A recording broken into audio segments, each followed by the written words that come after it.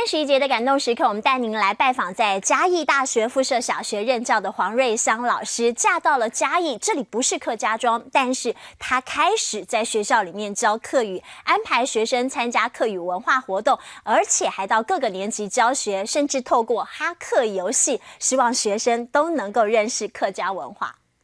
预备，动作，来。嘉义大学附设小学传出了客家歌声，轻快的节奏唱跳出客家活力。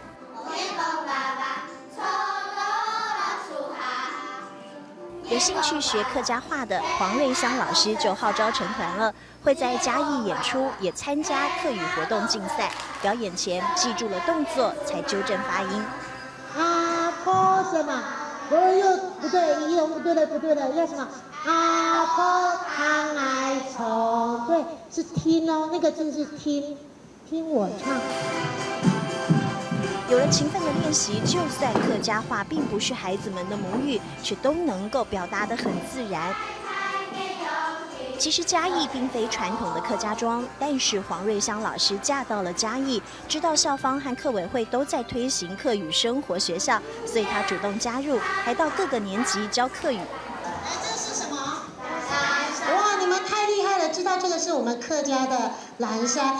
语言不必死板板的，而是从食衣住行当中认识客家文化，学着讲，再跟着做，因为亲身体验才能学得更快。其实我觉得很多是他们其实是隐性的客家人，所以我觉得就是刚好有这样的机会在学校，我觉得学校是富裕母语最好的一个地方，这样子。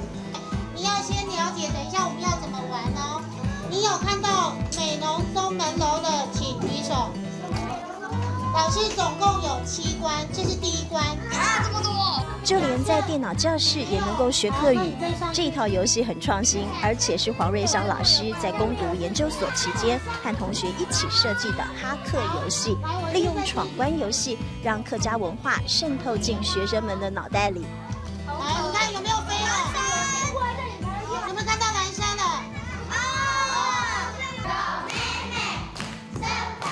透过不同的教学方式，黄瑞香老师让客语文化在校园里无所不在，也提高了客语在嘉义的能见度。